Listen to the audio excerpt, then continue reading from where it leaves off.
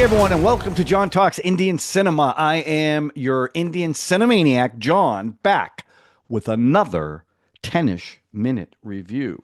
Okay, this was one that was recommended a long time ago that I finally watched, and I'm going to put the person's name who recommended it, but it is very long, and I'm going to butcher it.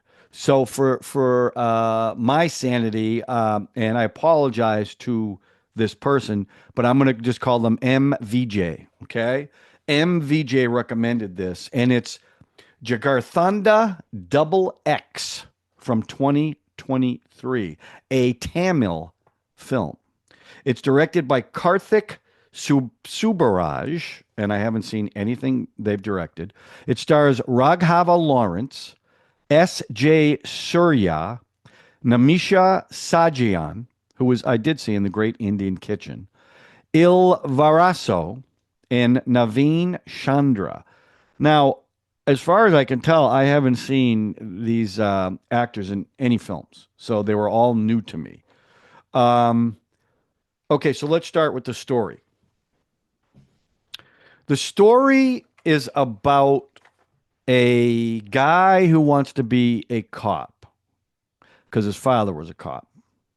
And he gets into, and I don't want to spoil this film. I mean, it was 2023. I'll try to do it with as little spoiling as I can. But he ends up being arrested for murder and ends up in jail. And he's offered an opportunity to, if he can ingratiate himself with a gang leader of a big gang in this village and kill him, he will become a cop. If not, then he will be killed. And the cop that makes him this offer is bad. He is bad. And the gangster that he has to befriend is, I want to make sure I get the name right. It's alias Caesar, played by Raghava, who I really liked in this film. I have to say this though. It's two films. Now, I know that when I've reviewed Indian films in the past, I've often been struck by the tonal shifts of the film. And I know that's a big thing in Indian films. However, in this film, it really is almost like it was two separate films merged together. I don't know the background of this story, but to go from the first half, which is almost a parody of Bollywood filmmaking, to a second half that is really about social conscience and sacrifice and the strong versus the weak, and pretty dark, I have to say. So it was a tale of two films. And I have to say I like the second half better than the first half. And I'll explain why. So I already did the story, right? That's the first half of the film. The story is the making of this fake film.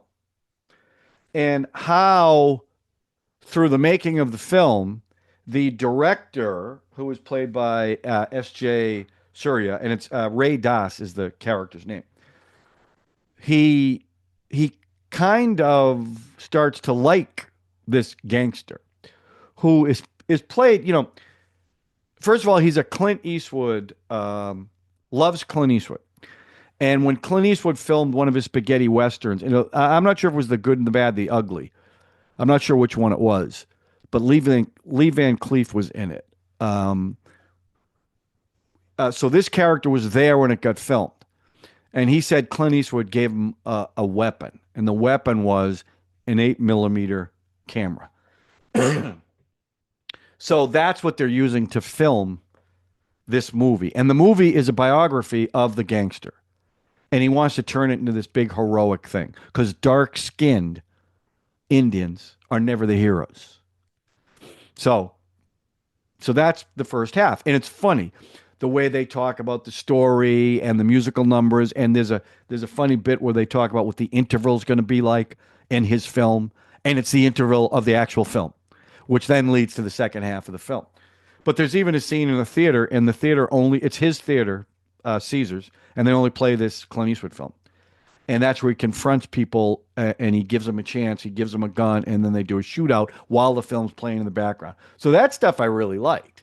And the guy who played the director, every time he sees blood, he faints.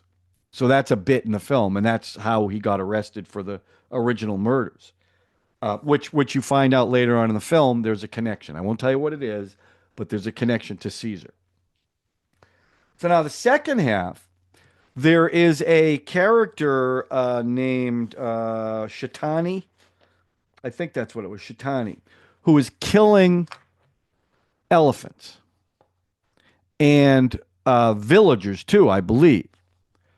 There's also a really bad cop who is torturing villagers and filing their teeth to make them look like this Shatani.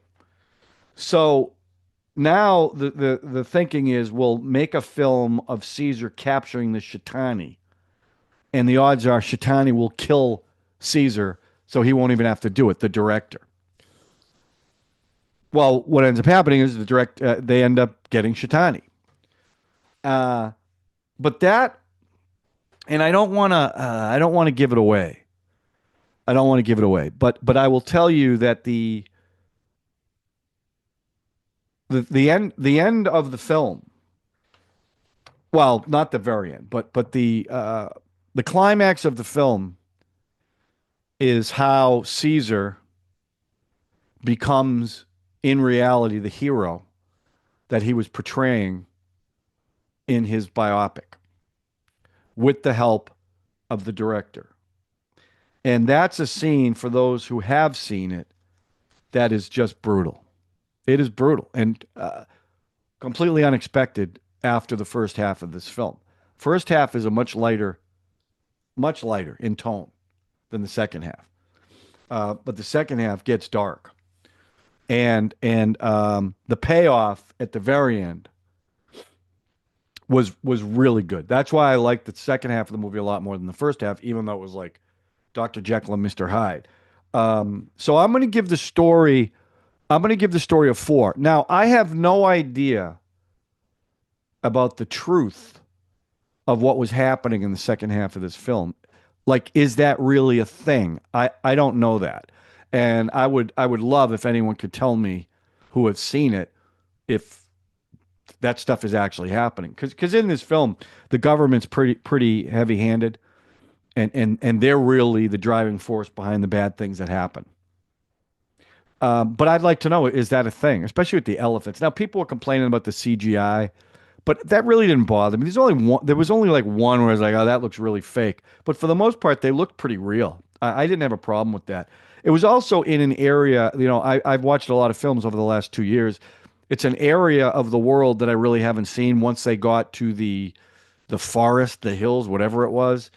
So it was beautifully shot, and it was a very distinct place. So yeah, I'm going to give the story a 4. The performances, look, it's the two leads. I mean, the bad guys are the bad guys, and they're pretty one-dimensional.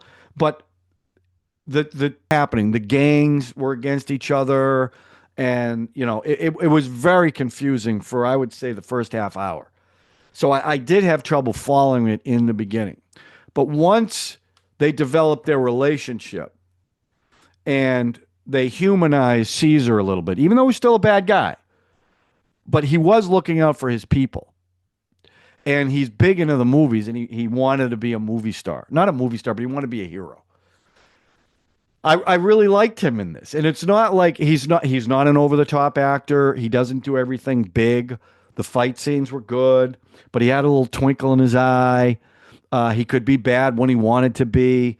And he comes out dressed like Clint Eastwood. So I'm going to actually give the performances a 4. I thought because of those two, I thought those two were really, really good. And I will also say that the director and the cinematography, very stylized. And it was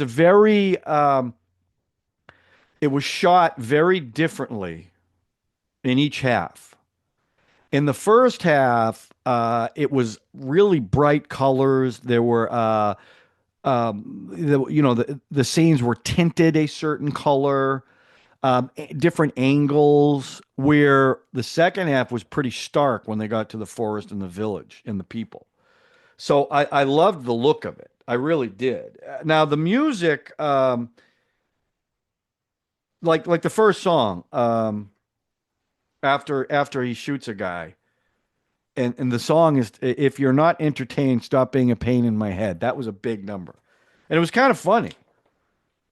Second song, they're just walking around the village. Third song is a scene that shows up in the film.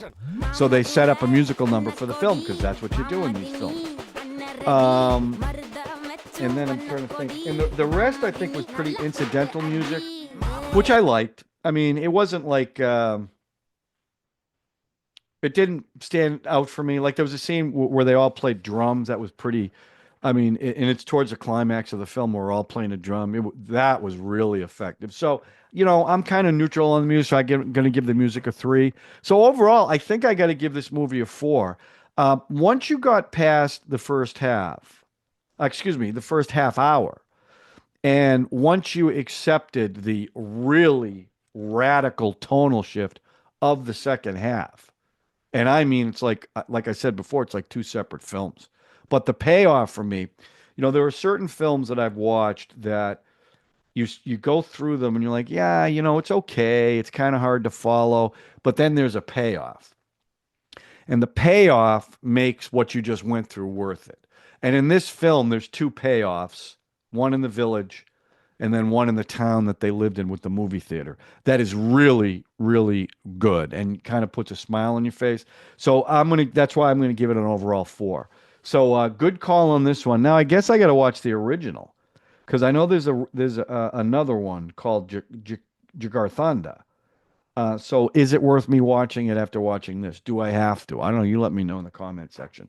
Okay, so that's my review of Jigarthanda Double X. Now, we're over 300 subscribers, thanks to all of you, and I want you to know how much I appreciate that. We're shooting for 350, so if you are new to the channel, you're just checking it out, if you like what you hear, if you like what you see, please hit the notification button, hit the subscribe button, hit the like button, and if you know anyone else who might be interested in a Western's perspective about Indian cinema, share this, because to be honest with you, that's how this channel is building up. It's not YouTube pushing the videos out. They're not. It's you guys sharing it. And I want you to know how much I appreciate that. So that's my review. And MVJ, you've been a long time loyal subscriber. I want you to know how much I appreciate it. So I'm also doing, I know you brought up another one. It's going to happen eventually. Hey Ram, which I think is Kamal Hassan, if I'm not mistaken. So look for that somewhere down the road. I got a lot of movies to watch, but I'm getting to them, and trailer reviews too, trailer reactions. So, okay, so that's it. Join us next time on John Talks Indian Cinema, where I'm going to do either a trailer reaction or another 10ish-Minute review. Thanks for watching.